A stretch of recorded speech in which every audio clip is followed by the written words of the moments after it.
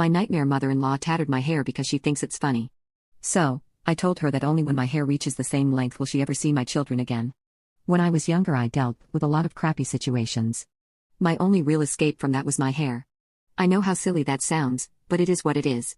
When poop started to fall apart, I turned to my hair and used it as a medium to control and reflect how I felt. I'd cut it, dye it, style it weird, whatever, and it would make me feel better. In 2011, I gave myself an 80s-like purple mohawk. That involved shaving off a good portion of my hair. This was the last time I truly felt like I wasn't in control of my life. Since then, I've let my hair grow without much messing with it other than regular maintenance. This year, after the birth of my third child, my hair reached the length of my thighs. To me, my long beautiful hair is a reflection of how far I've come with my overall mental health and happiness. It's very, very important to me. This brings me to now. With 3 children under 5, my long ass hair stays in either a pony, braid, or bun. Little hands tend to pull on it otherwise. This fact for some reason has been extremely annoying to my husband's stepmother. Every time I'd see her, at least once, she would bring up what a waste my hair was on me, and she would tell me that a mother shouldn't have a ratness like I have or something snide like that.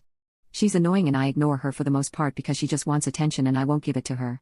Until yesterday. Sitting on my father-in-law's couch breastfeeding my youngest, having a pleasant conversation with my husband and father-in-law about what we were watching on the TV. I felt a tug on my hair, and before I could pull completely away, I heard the scissors close. There's my mother-in-law and my 4-year-old standing behind the couch, both laughing as she holds a large portion of what was my bun. The 3 of us turned and stared at her. It was like looking at a cartoon villain. I'm effing devastated and trying not to cry in front of my children. My husband starts yelling, asking her if she is insane. My 4-year-old starts to cry, which is followed by mother-in-law, who tearfully claims it's just a joke, it'll grow back. We thought y'all would laugh.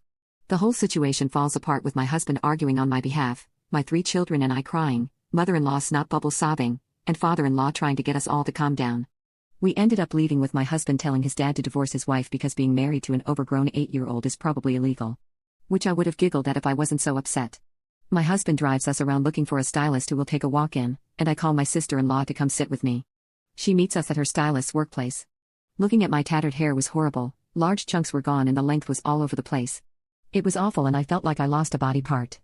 Luckily, the stylist was very talented and salvaged my hair right above my shoulders. It looks nice, but I'm still sad looking at it. I don't know how long it'll take to get over this. Mother-in-law sent me a couple of half-assed apology texts, like sorry. But don't be a baby, hair does grow, you know, type poop.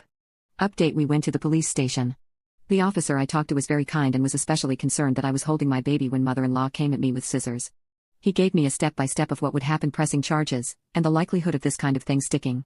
Which would have been not good for where I live. We live in a fairly small town where everyone knows everyone pretty much, so this officer does know father-in-law and Smeal. He offered an alternative to pressing charges. I know that it would seem like maybe they are friends and he's looking out. He's not, I don't think. He made a point that he would help me if pressing charges was the route I wanted, focusing more on the fact I was holding the baby, not my hair. Which was fine by me. Anyway, he offered to make a stop at the in-laws' place off duty and explain the gravity of what she had done to both father-in-law and Smeal.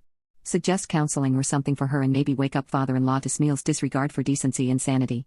Talking with my husband and sister-in-law, I decided for Phil's and my children's sake, I wouldn't press charges, and only made a report with the officer and let him make the stop. So there is a record now with printed text and the before and after pics for proof. God forbid she escalates, I'll have a paper trail already started.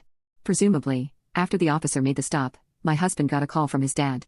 My husband answered and they talked for a good hour before passing off the phone to me. I insisted I would only speak to father-in-law. I wasn't and still am not willing to speak to or see Smeal. Father-in-law offered me a pretty heartfelt apology. He's known me since I was 14 and I really do believe he cares for me, so I accepted. He also offered to pay for anything hair-related until my hair reached its original length. Which I took the opportunity to not only accept but add the condition that only when my hair reaches that length again, is Smeal allowed to see my children and myself. Father-in-law didn't even try to protest after asking if he was still allowed over to see his grandchildren, which he is.